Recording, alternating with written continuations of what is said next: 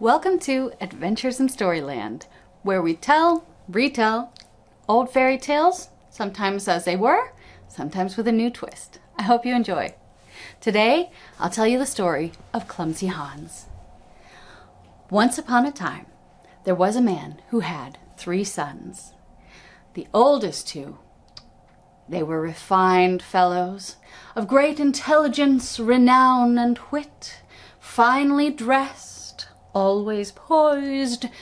The eldest, having memorized the entire lexicon, forwards and backwards, he could recite it at will.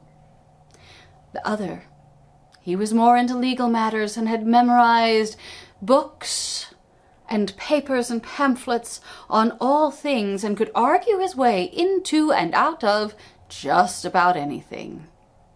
Well, he thought anything, not just about, absolutely anything.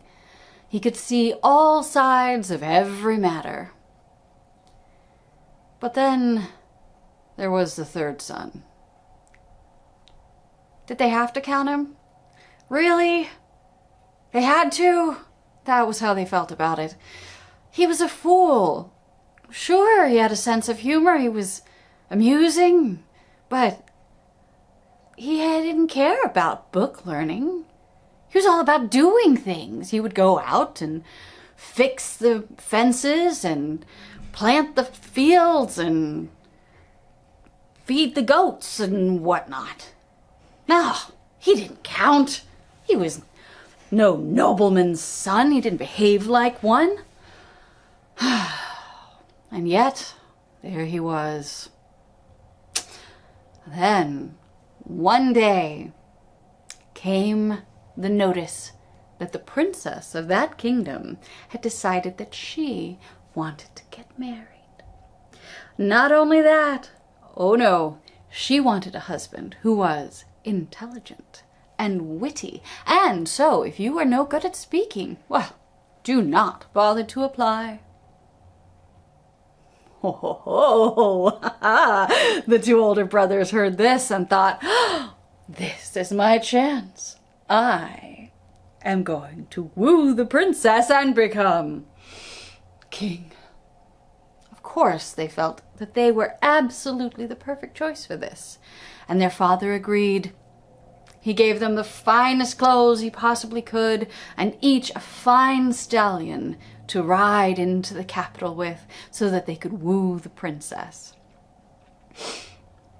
But best as they were getting ready, in comes the 3rd brother, and he goes, "Whoa, whoa, whoa, what's up? What are you guys doing?" If you must know, we are going to the capital to woo the princess. She wants to marry someone intelligent. I want to go. I want to woo the princess. That sounds like fun. You? Don't make us laugh. No, you can't go. No. And their father agreed. No, I am not giving any of my horses to this, and you are not getting fancy clothes. No. Fine, says Clumsy Hans, utterly undeterred. You won't give me a stallion, I'll ride a goat. And if she won't take me in the clothes I'm in, well, maybe I'll woo her anyway. Well, on they went. The 2 fine brothers on their fancy steeds, and their fancy clothing, everyone cheering them on, and Hans on his goat. Oh well, they hadn't been riding long before the brothers heard Hans shout out, "Oh my gosh, it's amazing! Look what I found!" What have you found? I have found a dead crow! Ew! What do you want to do with that? I'm going to give it to the princess. What? Oh, that's so disgusting. Let us ride on. It's below our dignity. Let us go. And so they rode on. But it wasn't long before Clumsy Hans exclaimed once more, "Look at what I found! It's like Christmas!"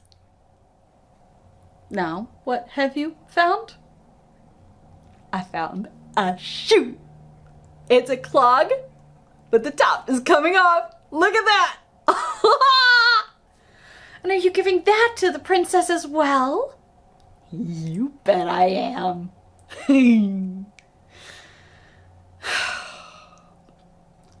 Onward. And so they rode on. But before long, he found something else. This time, though, they didn't really want to stop to hear what it was. And so they didn't see how he poured the finest mud into his pockets. Why, so much of it that he had enough to spill.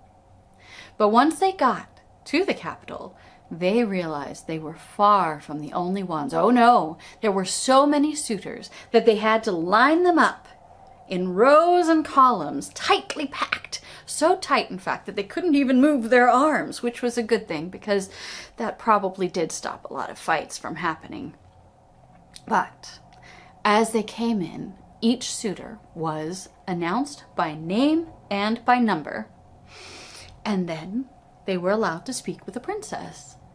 And so it happened that they announced, "Suitor number 97, what is your name?"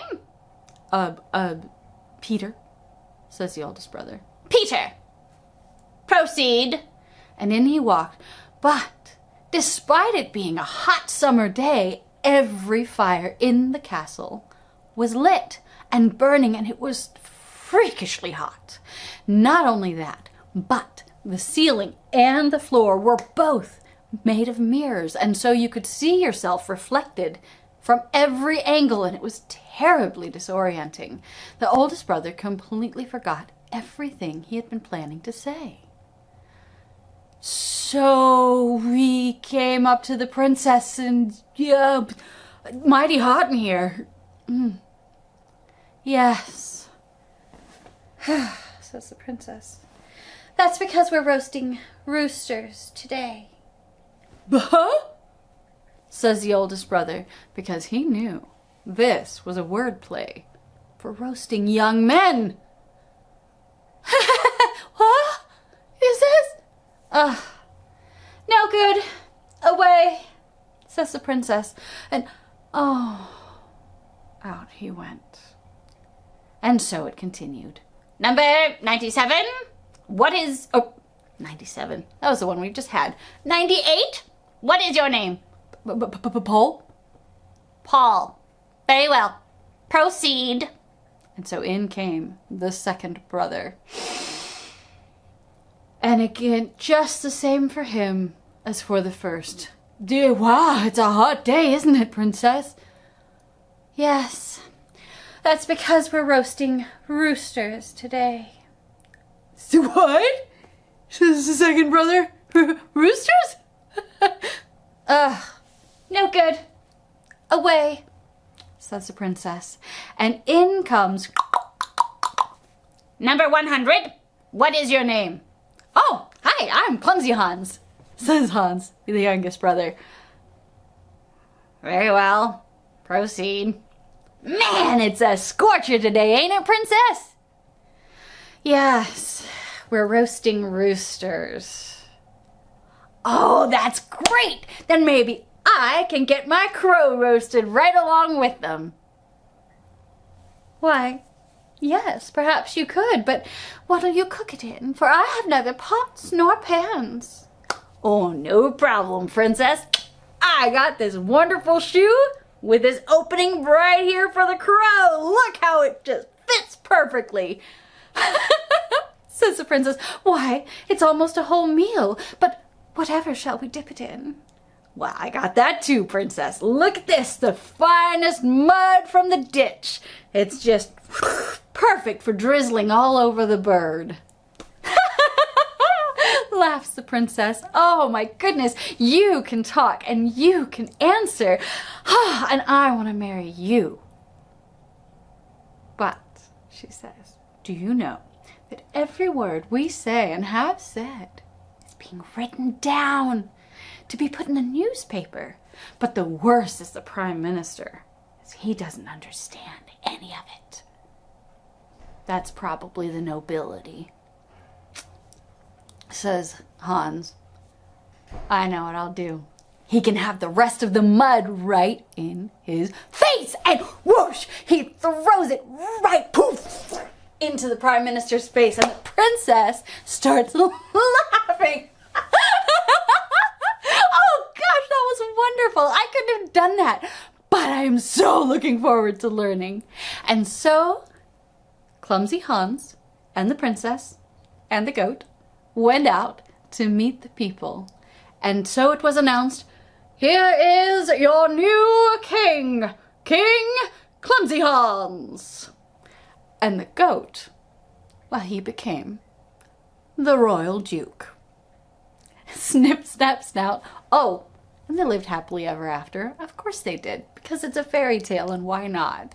Snip, snap, snout. Now the story's out. Tip, tap, tin. Soon a new one will begin. Don't forget, like, comment, subscribe. Tell me what you want to hear. I'm all ears.